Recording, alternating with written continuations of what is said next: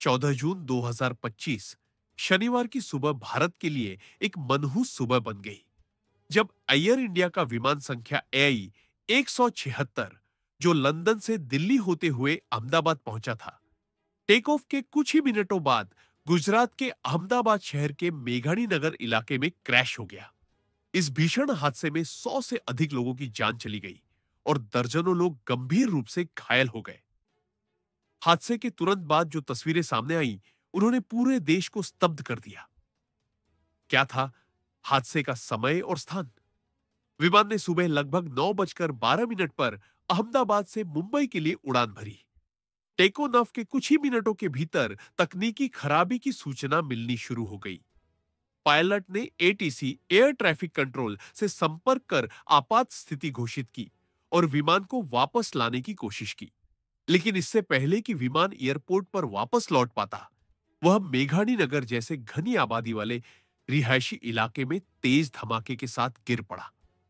यह हादसा शहर के वार्ड नंबर 48 के पास हुआ, जहां स्कूल, मंदिर और कई दुकानें स्थित थी। तस्वीरों में दिखी तबाही की भयावहता हादसे के कुछ ही मिनटों में जो तस्वीरें और वीडियो सोशल मीडिया पर सामने आए, वो किसी युद्ध क्षेत्र जैसी स्थिति को दर्शा रहे थे। जलता हुआ विमान दो हिस्सों में बंट गया। आसपास की 20 से अधिक इमारतें और वाहन राख हो गए। लोग अपनी जान बचाकर इधर-उधर भागते दिखे।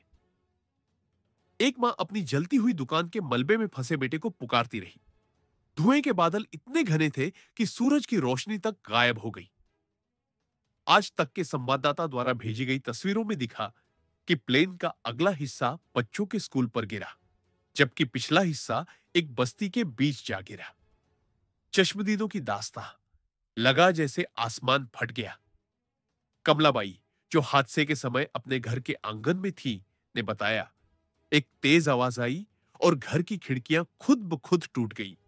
बाहर आकर देखा तो आग की लपटें और चीख पुकार से माहौल बर्बाद हो चुका था। मोहन सिंह, एक ऑटो ड्राइवर, ने बताया कि उन्होंने अपने सामने लोगों को जलते हुए देखा। मैंने जिंदगी में ऐसा मंजर कभी नहीं देखा। एयर इंडिया की तरफ से क्या कहा गया?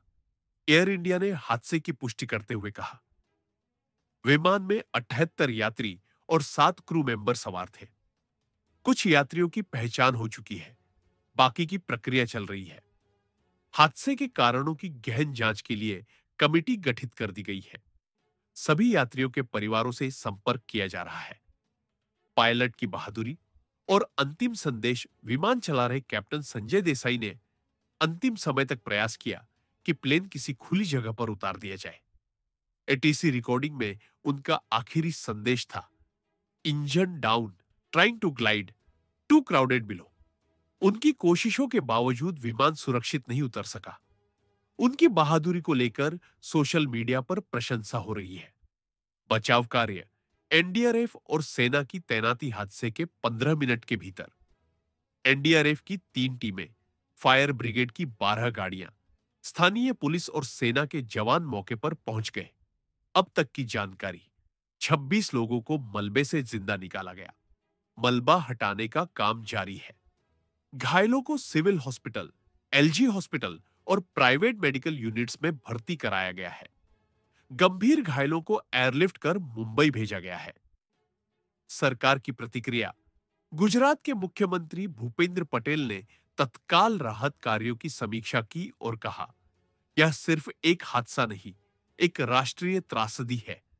प्रधानमंत्री नरेंद्र मोदी ने हादसे पर शोक व्यक्त करते हुए मृतकों के परिजनों को 10 लाख रुपए और घायलों को 5 लाख रुपए की मुआवजा राशि देने की घोषणा की।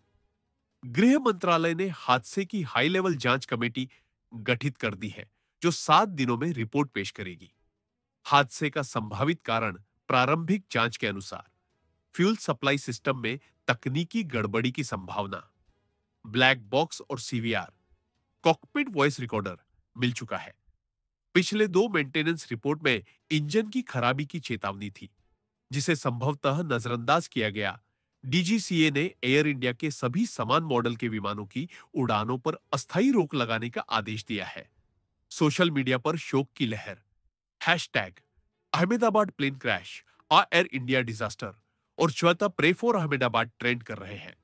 लोग मृतकों के लिए श्रद्धांजलि अर्पित कर रहे हैं, हादसे के लिए जिम्मेदार लोगों की जवाबदेही की मांग कर रहे हैं, पायलट के बहादुरी को सलाम कर रहे हैं। निष्कर्ष, सवालों के घेरे में एयर सेफ्टी। इस हादसे ने यह सोचने पर मजबूर कर दिया है कि क्या एयर इंडिया ने सुरक्षा प्रोटोकॉल का पालन किया? क्या पुरानी तकनीक और मेंटेनेंस में लापरवाही इसका कारण है? क्या घनी आबादी वाले इलाके के ऊपर से उड़ान भरना जोखिमपूर्ण नहीं? सरकार को अब एविएशन सुरक्षा नीति पर नए सिरे से विचार करने की आवश्यकता है।